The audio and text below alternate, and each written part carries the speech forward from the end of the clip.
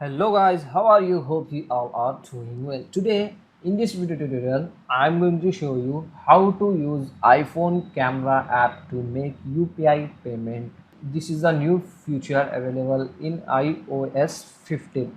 So for this guys, just follow this easy and very simple method. So just you need to open your iPhone settings. In the iPhone settings, find out camera, open this option, and in the camera option you can get the option scan QR codes. Just you want to enable this option. After this guys, just open the camera app on your iPhone and just point the camera on your QR code and scan. So as you scan guys, on the camera you can get the recently used UPI app on your iPhone. As you can see, in my phone was showing Google Pay. Just if you want to use this app, just tap on that UPI app. After this guys, you can get this type of interface.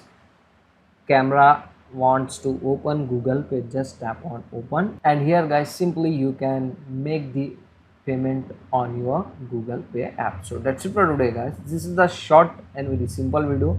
So this is the new feature added in iOS 15. So if you don't know, now you get to know. So that's it for today guys. This is the short and very simple video. Hope you enjoy this. If you enjoy, please guys don't go back without like, share and subscribe our channel. Thank you very much.